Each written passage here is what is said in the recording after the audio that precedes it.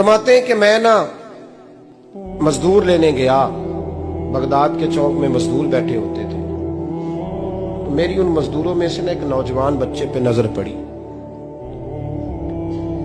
بڑا کمزور سا وجود تھا لیکن چہرے پر عبادت کا نشان تھا، ماتھا بتاتا تھا کہ نماز کا بڑا خیال رکھتا ہے۔ میں اس کے قریب گیا، چہرے بھی بڑا کچھ بتاتے ہیں نا، چہروں میں بھی بڑی رانائی ہوتی ہے۔ فرماتے ہیں میں قریب گیا، میں نے اس کو کہا بیٹے مزدوری کرو گے؟ تو کہنے لگا مزدوروں میں بیٹھا ہوں تو حضور مزدوری کے لیے ہی تو بیٹھا ہوں۔ تو میں نے کہا کہ چلو پھر۔ کہنے لگا نہیں میری کچھ شرطیں۔ میں نے کہا بتاؤ؟ کہنے لگا پہلی شرط یہ ہے کہ لوگ 4 دینار دیہاڑی لیتے ہیں، میں 3 دینار لوں گا۔ میں نے کہا یار بھائی تو بڑی بہترین ہے، باقی بھی اس طرح کی رکھ لے۔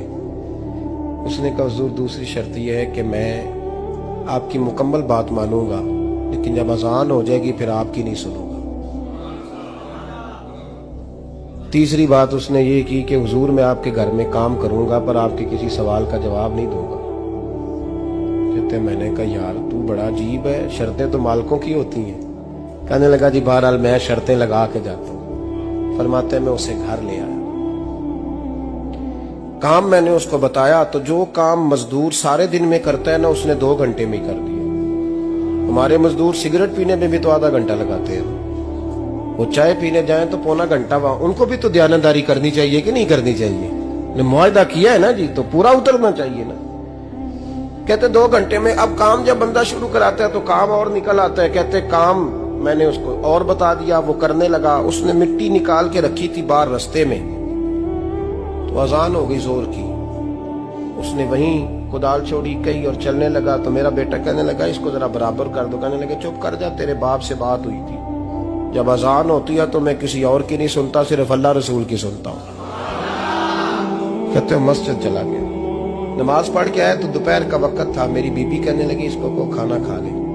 کہتے ہم نے کہا کھانا کھا لو، تو کہنے لگا میں نے روزہ رکھا ہوا، رمضان بھی نہیں تھا، نفلی روزہ رکھا ہوا۔ فرماتے ہیں شام ہوئی، میں نے 3 دینار دیے تو میں نے کہا تیرا نام کیا ہے؟ کہنے لگا میں نے آپ سے کہا تھا میں کسی سوال کا جواب نہیں دوں گا۔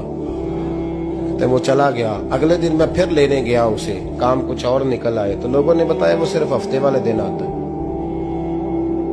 میں نے کہا کیوں؟ کہنے لگے جی وہ کہتا ہے میرا ہفتے کا خرچہ 3 دینار ہے، جب 3 دینار کما لیتا ہوں تو باقی سارا ٹائم اللہ رسول کی ذکر میں گزار دیا کرتا ہوں۔ فرماتے ہیں جی اگلے ہفتے میں پھر لینے گیا، میں نے پورا ہفتہ انتظار کیا کہ کام اسی سے کرانا ہے۔ میں جب گیا تو میں نے کہا چلو، کہنے لگا میری شرطیں یاد ہے نا؟ اور میں نے کہا یاد ہے بھائی ساتھ چل۔ فرماتے ہیں کام کرایا، 2-3 ہفتے وہ آتا رہا۔ ایک ہفتے میں گیا تو لوگوں نے کہا حضور آج نہیں آیا، کیوں؟ کہنے لگے بیمار ہو گئے۔ کہاں گھر ہے؟ کہنے لگے بغداد کے قبرستان کے پیچھے جو کچی آبادی ہے اس میں رہتا ہے۔ فرماتے ہیں میں گیا، دروازے پہ دستک دی تو کہنے لگا حضور آپ ہیں؟ دروازہ کھولا ہے، آ جائیے۔ فرماتے ہیں میں اندر گیا تو میں نے کہا تمہیں کیسے پتا چلا میں آیا ہوں؟ کہنے لگا حضور اللہ والے ہو، آپ نہیں آنا تھا، ورنہ امیر تو غریبوں کا پتہ لینے کوئی نہیں آتے۔ کہتے میں قریب گیا تو کہنے لگا میں آپ کا انتظار کر رہا تھا، تیز بخار ہے، تپ رہا۔ جیب سے کچھ پیسے نکالے، کہنے لگا یہ پیسے رکھ لیں۔ ایک انگوٹھی نکالی، کہنے لگا حضور آج رات کو میرا انتقال ہو جائے گا، ان پیسوں کا کفن خرید کے صبح جنازہ پڑھ کے مجھے دفن کر دینا، اور جب دفن کرو تو یہ انگوٹھی لے کے عصر کے بعد ہارون رشید کے پاس جانا، آپ اسے کہنا میں نے ملنا ہے پر وہ آپ کو ٹائم نہیں دے گا، آپ اس کو آواز دیجئے گا کہ تیری ایک امانت ہے میرے پاس، پھر وہ آپ سے ملے گا تو انگوٹھی دے دیں، پھر آپ میری طرف سے فارغ ہیں۔ حضرت فرمانے لگے تیرا نام؟ اور کہنے لگا حضور وقت تھوڑا ہے، آج رات میں نے جانا ہے، بڑی لمبی معافی مانگنی ہے رب کریم سے، اگر مناسب سمجھے تو مجھے اپنے رب سے تنہائی کر دے دیں۔ فرماتے ہیں میں آ گیا اور اس کی باتوں نے مجھے ساری رات سونے نہیں دیا۔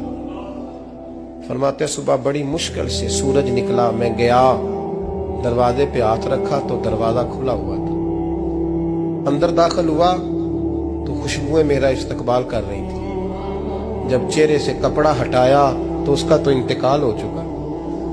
इंतकाल हो चुका है, ऐसे है जैसे किसी का दीदार करके सोया।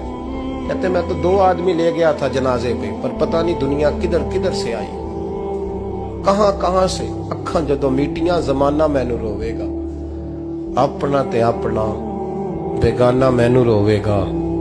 फरमाते हैं मैं तो 2 बंदे ले गया था, पर पता नहीं मखलूक कहां कहां से आई। जनाजा पड़ा, दफन किया। हारून रशीद के पास में असर के बाद गया, मैंने बुलाना चाहा पर बादशाह था, मेरी तरफ देखा ही नहीं। मैंने उसको कहा तेरी एक अमानत मेरे पास है। फरमाते हैं वो मुझे कोने पे ले गया, क्या बात है, कमरे में बुलाया, मैंने अंगूठी दी। हारून रशीद तो चीखे मारने लगा, कहने लगा अंगूठी वाला कहाँ है?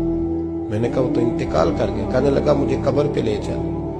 कहते मैं कब्र पे लाया तो वो लेट गया, तड़प के रोने लगा। मैंने कहा मेरा कलेजा फट जाएगा, ना उसने कुछ बताया ना तूने बताया, ये कौन था? तो हारून रशीद कहने लगा ये मेरा बेटा था। मैंने कहा तेरा बेटा और मजदूर? कहने लगा हुजूर ये हजरत दाऊद ताई के पास बैठा करता था, उनका मुरीद था, मुझे रोज कहता था अब्बा तूने बड़ी दुनिया इकट्ठी कर ली है, मरते वक्त तुझसे टांगे समेटी नहीं जाएंगी, इतना हिसाब नहीं तू दे सकेगा। मैं इसको समझा देता, इसकी अम्मा समझा देती। ये रोज हमें कहता छोड़ दो, आ जाओ अल्लाह रसूल की बारगाह में झुक जाएं। हम समझ। एक दिन ये चला गया, कहने लगा फिर तुम्हारा रास्ता और है और मेरा रास्ता और है। ये सोने की अंगूठी गलती से इसके पास रह गई, गलती से हीरे की अंगूठी चली गई। कहने लगा देखो मेरे बेटे ने आज वो भी वापस कर दी है। फिर तड़प के कहने लगा हारून रशीद था तो ये मेरा बेटा, पर मेरा मुर्शद निकला, मेरा पीर निकला। भाई जिंदगी तो बड़ी थोड़ी है ना। बाबा साहब ने कहा था उठ फरीदा सुत्या, और दाढ़ी आ गया पूर, अग्गा नेड़े आ गया, पिछा रह गया दूर।